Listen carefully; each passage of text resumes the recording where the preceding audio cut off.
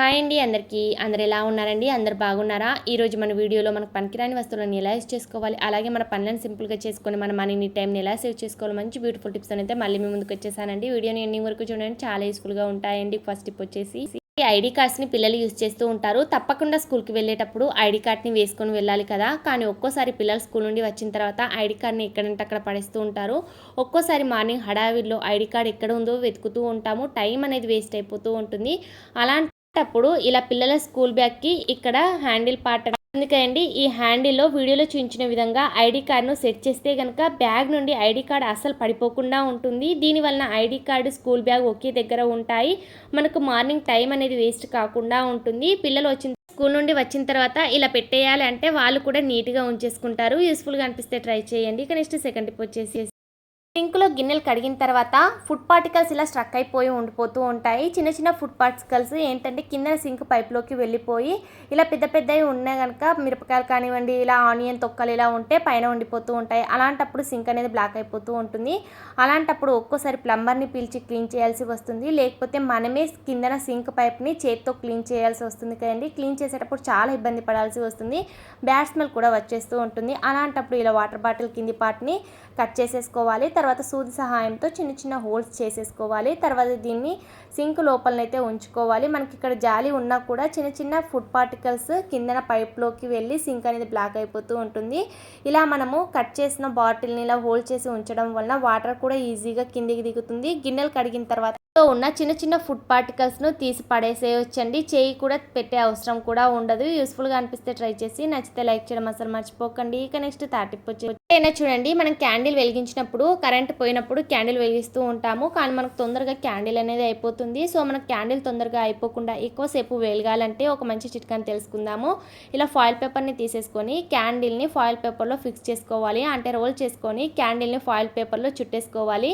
తర్వాత కిందన మాత్రం ఫాయిల్ పేపర్ని ఇలా మనం ఓపెన్ చేసి ఉంచుకోవాలి. లేకపోతే మనకి ఇక్కడ క్యాండిల్ అనేది నిలబడదు. ఇప్పుడు మనము క్యాండిల్ వెలిగిస్తే కనుక 1 గంట వెలిగే క్యాండిల్ మనకు 2 గంటలు చక్కగా వెలుగుతుందండి. ఫాయిల్ పేపర్ చుట్టడం వలన అలాగే మనకు చూడడానికి కూడా అందంగా కనిపిస్తుంది, షైనీగా కూడా కనిపిస్తుంది. యూస్ఫుల్గా అనిపిస్తే మాత్రం ఈ టిప్ని కూడా ట్రై చేసి చూడండి. నచ్చితే మాత్రం లైక్ చేయడం అసలు మర్చిపోకండి. ఇక నెక్స్ట్ ఫోర్త్ టిప్ వచ్చేసి అయినా చూడండి, మనం డ్రెస్ వేసుకున్నప్పుడు లెగ్గిన్ని వియర్ చేస్తూ ఉంటాము. కానీ లెగ్గిన్స్ ఏంటంటే స్ట్రెచబుల్గా ఉంటాయి కాబట్టి ఈజీగా లెగ్గిన్ అయితే ఎక్కించుకోవచ్చు. కానీ మామూలుగా ఇలా ఫ్యాబ్రిక్ లెగ్గిన్ ఉంటే కనుక కాళ్ళకి ఎక్కించినప్పుడు అసలు మనకు మడవ భాగం అయితే అసలు ఎక్కకుండా ఉంటుంది.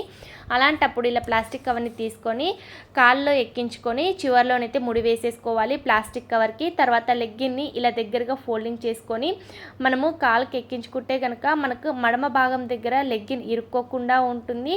ఇలా ప్లాస్టిక్ కవర్ యూజ్ చేయడం వల్ల మనకు ఈజీగా లెగ్గిన్ అనేది ఎక్కిస్తుందండి. అలాగే లెగ్గిన్ తీసినప్పుడు కూడా ఇలా మనం ప్లాస్టిక్ కవర్ని వేసుకొని తీస్తే కనుక ఈజీగా లెగ్గిన్ అనేది తీసేసుకోవచ్చు. అనిపిస్తే ట్రై చేసి నచ్చితే మాత్రం అస్సలు లైక్ చేయడం మర్చిపోకండి. మీరు ఒక్క లైక్ చేయడం వల్ల ఇంకొంతమందికి వీడియోస్ సజెస్ట్ అవ్వడం జరుగుతుందండి. ఇక నెక్స్ట్ ఫిఫ్త్ టిప్ వచ్చి ఏదైనా సాక్సులను మనం పడేస్తూ ఉంటాము. అలాగే కొత్త సాక్సులు ఉంటే కనుక ఒక్కోసారి ఒక సాక్స్ ఉండి ఇంకో సాక్స్ కనిపించకుండా ఉంటుంది. అలాంటప్పుడు దేనికి పనికిరాని పక్కన పడేస్తూ ఉంటాము. అలా పడేయకుండా చక్కగా రీయూజ్ చేసేసుకోవచ్చు. మనం స్క్రబ్బర్ని డైలీ గిన్నెలు కడుగుతూ ఉంటాం కదండి స్క్రబ్బర్తోని. ఈరోజు సాక్స్ని అయితే స్క్రబ్బర్ని ఉంచుకోవాలి. దీనివల్ల మన శ్రమ అనేది టెన్షన్ తగ్గుతుంది. ఇలా సాక్స్ని చేతుల్లో వేసేసుకొని ఒక సైడ్కి మాత్రమే ఇలా స్క్రబ్బర్ని ఉంచి సూది దారంతో కుట్టుకోవాలి. మీరు ఇక్కడ స్టీల్ స్క్రబ్బర్ని అయినా యూజ్ చేసుకోవచ్చు. నా దగ్గర ఇటువంటి స్క్రబ్బర్ ఉంది కాబట్టి ఈ స్క్రబ్బర్ని అయితే ఇలా కుట్టుకున్నాను. ఇలా నార్మల్గా కుట్టుకుంటే సరిపోతుందండి. దీన్ని మనం రెడీ చేయడానికి 2 నిమిషాలు కూడా టైం కూడా పట్టదు. దీనివల్ల మనకు గంటల్లో అయ్యే పనులు మనకు నిమిషాల్లో అయిపోతాయి. తప్పకుండా ట్రై చేయండి.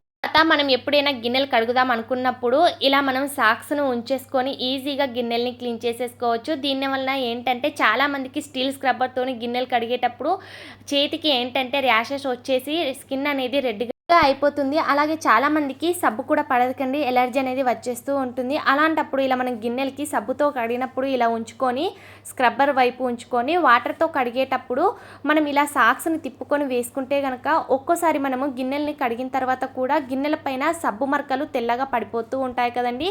సో ఇలా మనం సాక్స్ వేసి వాటర్తో వాష్ చేయడం వల్ల మనకు తెల్ల మరకలు సబ్బు మరకలు అనేవి అస్సలు పడకుండా ఉంటాయి. మనం ఇక్కడ ఒక్క సాక్స్ని 2 విధాలుగానైతే యూస్ చేసేసుకోవచ్చు. మార్కెట్లో ఇటువంటి టూల్స్ అయితే దొరుకుతూ ఉంటాయి కానీ ఎక్కువ కాస్ట్ అనేది ఉంటుంది కాబట్టి ఇంట్లోనే రూపాయి ఖర్చు లేకుండా మనమే రెడీ చేసేసుకోవచ్చు.